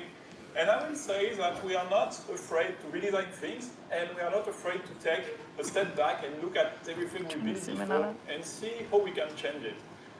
So as a minor spoiler, this talk today will be about looking at user experience and looking at how we are using our hardware wallets today and how we could maybe use them a bit differently tomorrow. So yeah, so to understand where we are going in the future, we need first to make sure of what we did in the past. So I will explain how we created Ledger. Initially, well, when you look at how you are paying in a shop, you are paying with something that's very futuristic. You are paying with a credit card. But when you are paying online, you are entering all this information, you are typing everything in a web form. And it looks a bit confusing, don't you think? Mm-hmm. You would expect to do the opposite. So actually, that's what we did with Ledger. We set the timelines straight, and we realized that it's better if you are able to pay directly from, well, it would be better if you use a smart card for your protection over the internet. So we took the smart card chip that you use in a shop, we opened it so you can run your own code on it, and we are the only company in the world to do that for all our products. So from the Nano to the stacks, there is only one company in the world allowing you to run your code on a smart card. Then we connected this smart card to a screen and buttons so that you are sure that what you see is always what you sign and that your consent cannot be changed by malware. That's super important because there is no other product in the world that gives you this level of guarantee. But this was in 2015, and I would say the early prototypes dates back from 2012. So it gave us a lot of data points, and some stuff we are able to improve and we could improve. So what are the pain points we located during those times? The first one, I would say, in the user experience is the onboarding. Because the first thing you do when you have a Ledger device, you are getting 24 words, and you are storing them on paper or on a stone, if you have more time. So this is great, but I think that those words hold too much power. So it would be great if you knew a powerful God. We could ask when we are going to change our device to keep those 24 words as an identification, wait a bit and get an opportunity to cancel this demand. So we would be only using those 24 words twice at setup and when we change devices. Problem is, we don't know friendly powerful God yet. So, well, for the time being, we will just keep it there. Then a second point, when we are using our device, we are using our device exactly the same way when we are buying a croissant, like all good French people do every day, or when we are buying a house, which is not something we do every day, especially with inflation. But we are looking at our device, we are looking at the screen, we are confirming, and this leads, in my opinion, to user fatigue. We are doing the same gesture every time, so again, it would be really great if we knew a powerful and friendly God which could make a difference between the two use cases and tell you, okay, for this one I can use this device, for example my phone to buy a croissant, and for this other one I can use another device like my ledger when I do something very important. Again, we don't know this friendly God, so well, let's move forward. The third pain point is actually when you move through your crypto journey, because you are going to use your wallet in a very different way when you are a beginner, or when you want to have a multi-signature with more governance, or when you have, I hope not, a boat accident. Well, it happens a lot in crypto, so well, I hope you don't get one. But if you want to change your crypto, if you want to give your cryptos to someone else, you will have to change wallets. And changing wallet is a painful experience. You have to send all your funds to a different wallet. You have to remember where your assets are. You have to pay fees. And really, it would be also great if we could change this. So we see that we have a lot of points to improve on the user experience. We can do better. And, well, we'll see actually how we can do it and what are the technical innovations that let us be more flexible with our hardware wallets. Because we got, don't be mistaken, we got a couple points very right. So we got the self-custody right, we got the key protection very right, we got the interoperability also right. And, well, so that's it. So we have all those points right, but we can improve on the flexibility. And we can try to seek that powerful and friendly God I was looking at, how we are going to make it a reality. So the way we are going to do this, we are going to look at several technical innovations that come up in the different years. One of the first one, which is very important, is the concept of account abstraction on the EVMs that appeared in 2018. When you are signing a transaction, you are usually talking to the lower layers of the network. So you are just signing something, but it has no internal logic. Account abstraction changes that by replacing your account by a smart contract that can run extended logic. So in this logic, you could say, okay, I'm going to use this key to pay for my croissant again, or I'm going to use this key to pay for my house. We see that the concept is extremely strong, and it works very well in practice. The problem is the practice part. It was in theory, sorry. The problem is the practice part. If you want to run it on a current chain, you will realize quickly that it doesn't really work because it's too expensive or it's too slow. But if we could run this on a chain, and if we could choose our keys by saying, for example, this key is my phone, this key is my ledger device, we would have solved our problem. It's not quite solved yet, so let's move forward and let's see if we can dig further and find a way to solve that. So another technology we will be looking at that appears in 2012 is FIDO, or WebAuthn.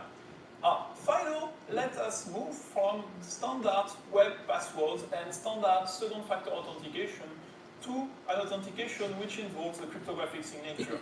So very similar to what we are doing in the blockchain space, and the important part is that it's web-based. So it gives you the power of strong authentication directly in your web browser. And where things get really interesting, in 2019, the major phone operators, OS suppliers like Apple and Google, decided to move it into the phone, so to add FIDO support into the phone and to back the keys by the secure element which is included in the phone. This secure element offers a security which is very similar to what Ledger does on the key protection side. So it's not protecting you against malware because you don't have a secure screen, you don't have a secure confirmation, but at least the keys are safe. So we realized that this could be a great way to connect to our previous contract, to our previous account abstraction that we've seen, if we could verify the signatures on-chain. And that's where we have another problem. So we have two kinds of solutions that don't run, which is a bit sad, because we can't verify those signatures on-chain. So we are still missing one piece of the puzzle, but as I am giving this presentation today, you can think that, yeah, we managed to solve it, and that's right. So we solved the last piece of the puzzle with Starknet. Starknet is a second layer on top of Ethereum, which we call a flexible scalability layer. So on Starknet, you can run very complex code and publish only a small proof of execution on chain. So you replace the long execution by a very short proof. And the great thing about Starknet is that it makes account abstraction cheap, it makes account abstraction absolutely possible to run, and we can also verify FIDO signatures on chain because we can verify signatures on that curve, which is not supported by the other chains. So, in conclusion, we managed to solve all our problems, and we found the initial powerful bug that we had no idea would exist by combining the power of malware resistance from Ledger, the flexibility of account abstraction, the identification power of FIDO, and finally Starknet, which lets us run all those things. And for the time being, we are calling this framework that will let you build better wallet, LedgerFresh. LedgerFresh is an internal name, so that the name might change because it was given to you by the team that brought you the Bolos operating system. In French, you realize that the name might change, but I will still show you a small videos introducing it, and well, you will see a great summary of what this platform could bring in the future. So let's go for this video.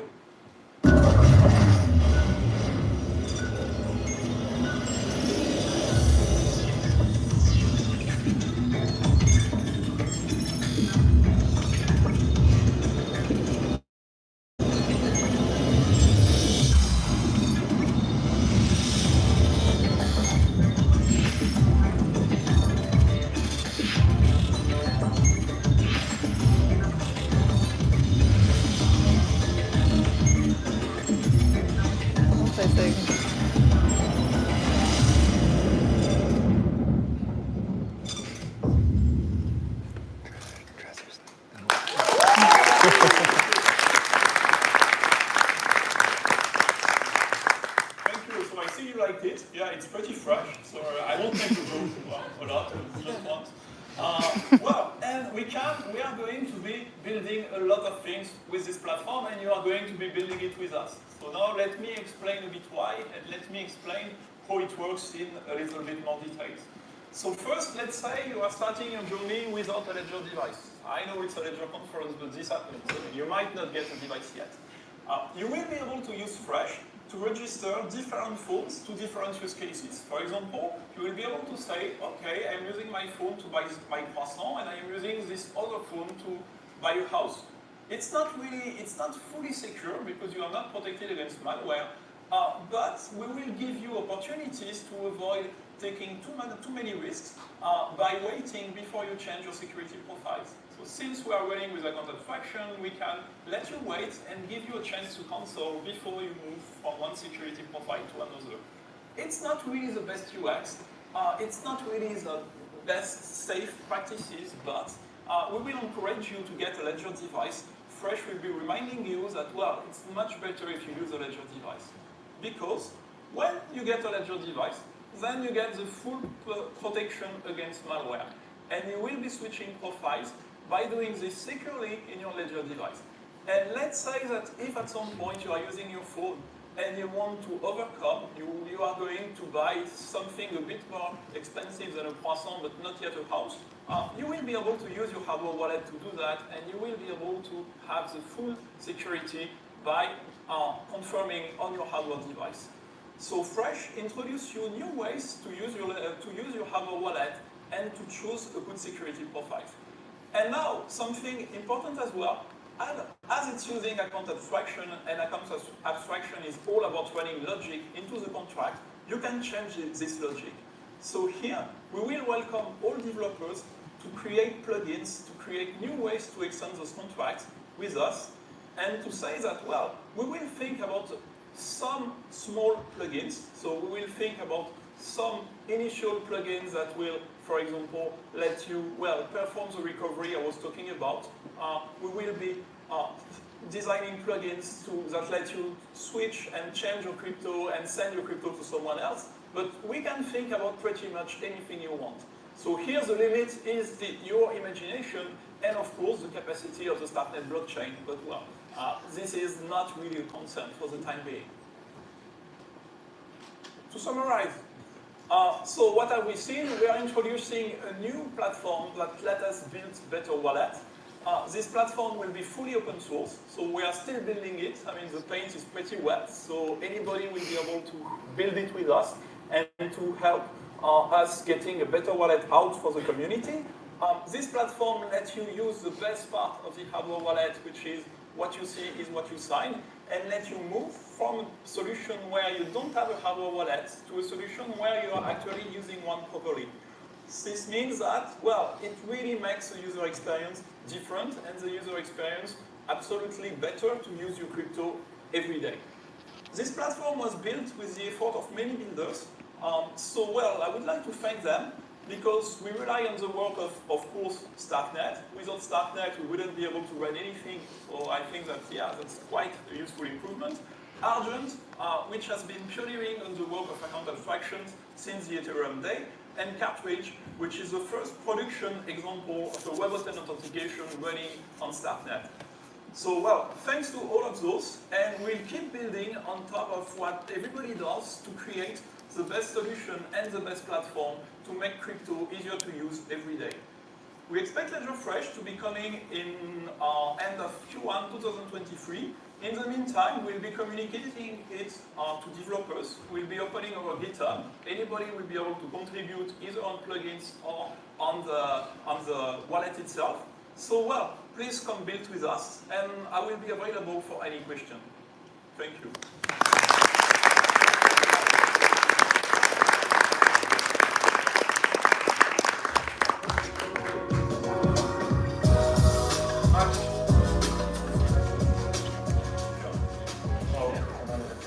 Because we are wrapping up. It's the end of the day. Thank you very much. Yeah, thank you so much, everyone. I think it's very befitting to get to end day 2 with one of our Ledger co-founders. It's very special to get to hear from Nico. Cool. So we spent 2 hours together. You've literally seen all what our tech stack provides, how to build on each and every layer of them. And I can only invite you to come and speak with the teams. You know all of us now. We're all here to be here and discuss with you, so come join us at the Foyer Historique. And for those of you online, it doesn't stop here. We have developers.ledger.com. You can go and get all the content that you've seen today with the technical documentation, as well as our Discord server, where you can get in touch with the tech teams. And we have plenty of content and information as well there. That's right, and we also have our cultural panels this afternoon starting at 1:30, so if you're watching online, get a little bit of lunch or breakfast or dinner wherever you are in the world. If you're here, do the same, and then come right back, get a seat. We'll start promptly at 1:30. In addition, as you see behind you, you can pre-order Ledger Stacks now, which is very exciting. And for those of you here and watching from afar, don't forget, follow Ledger on Twitter. You're going to get an opportunity to actually get a piece of Jen Stark's art. I hope if you understand over the last couple of days, we're so committed to developers, we're so committed to artists, and we're very grateful for your time with us over these last couple of days, and we'll see you at the next Ledger Open. Thank you. Thank you very much.